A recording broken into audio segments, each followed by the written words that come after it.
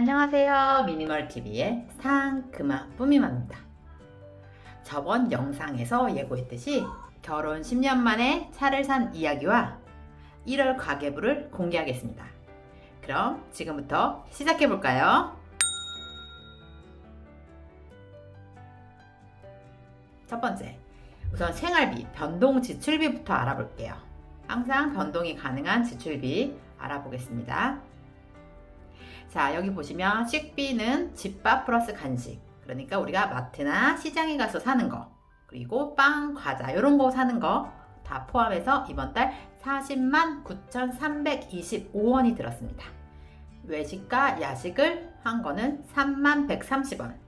딱 두 번을 시켜 먹었네요. 아이들이 짜장면을 먹고 싶다 그래서 짜장면 한 번, 그리고 피자 한 번, 이렇게 해서 3만 130원.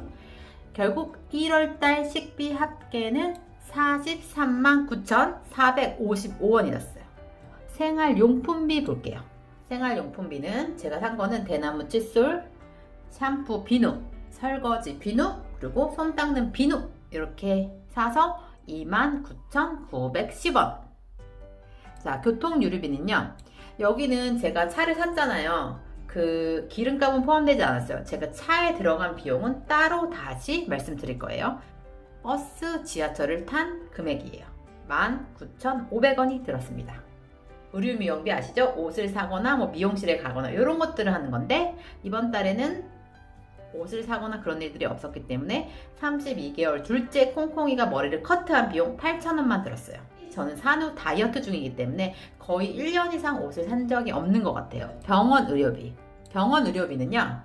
병원 약국, 그리고 유산균, 영양제, 비타민 이런 거 모두 사는 거 포함합니다. 이번 달에는 유산균을 구입했어요. 그래서 59,000원이 들었습니다. 이번 달에 취미활동비는 제 자기개발비도 포함되는 거예요. 그래서 제가 책 2권을 인터넷 서점에서 샀거든요. 그래서 17,800원이 나왔습니다. 그리고 교육비를 보실게요. 교육비는 아시다시피 아이들을 위해 쓰는 건데요. 지금 8살 첫째 뽀미가 구몬 한글 수학을 하고 있어서 그게 7만원. 그리고 레고를 사줬거든요. 49,900원. 그리고 콩콩이가 색칠북과 스티커북을 사줬어요. 그래서 총 13만 1,117원이 들었어요. 그리고 육아비는 별다른 게 없어요. 아직 32개월 둘째 콩콩이가 기저귀를 떼지 못한 상태여서 59,350원. 그러면 1월 생활비 합계 한번 보실게요. 자, 이번 달 76만 4,132원. 제가 목표했던 대로 70만원대가 나왔네요.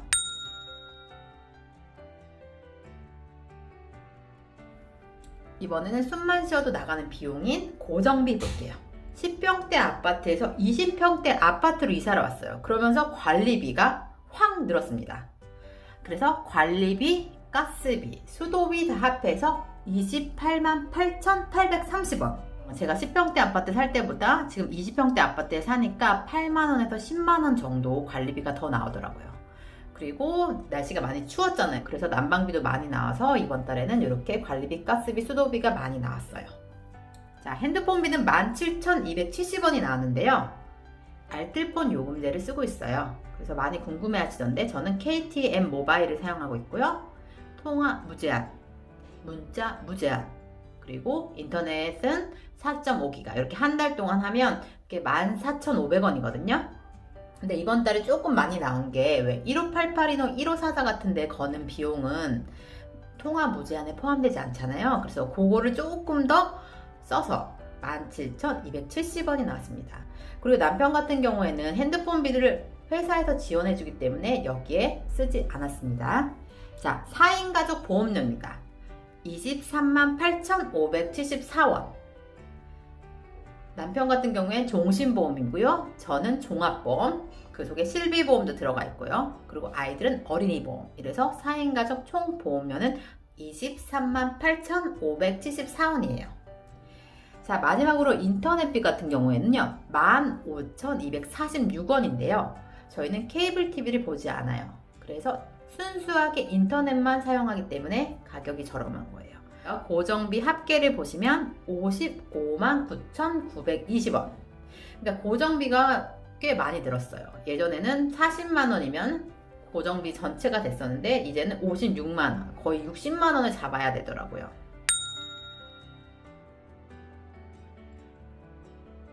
저희가 결혼 10년 만에 차를 샀잖아요. 자동차 보험료 같은 경우에 1년치를 한꺼번에 낸다고 하더라고요. 그래서 50만 3,020원을 냈고요. 한 달로 치면 41,918원씩 내는 거고요. 그리고 자동차 등록비가 들잖아요. 그게 259만 3,700원이 들었어요. 이렇게 등록비 같이 이렇게 가격이 비싼 거 같은 경우는 미리 모아둔 예비비 있죠. 거기서 지출을 합니다. 자, 한 달 동안 자동차 주유비를 제가 남편한테 물어보니까 한 달에 20만원 정도 들었다고 하더라고요.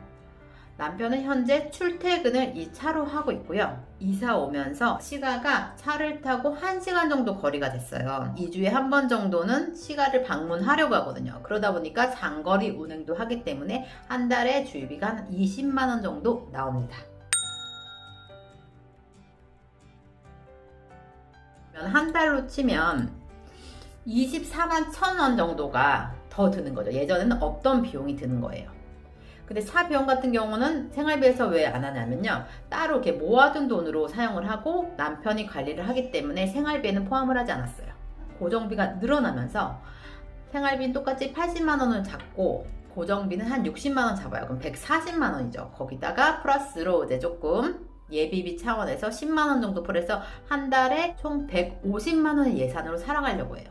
남편의 월급난이 되면 제 생활비 통장으로 매달 150만 원을 보내줘요. 그러면 저는 한 달 동안 체크카드로만 생활을 해요. 다음 달 월급날이 되잖아요. 그러면 생활비 통장을 0원으로 만들어요. 그리고 다 나머지 예비비 통장으로 보냅니다.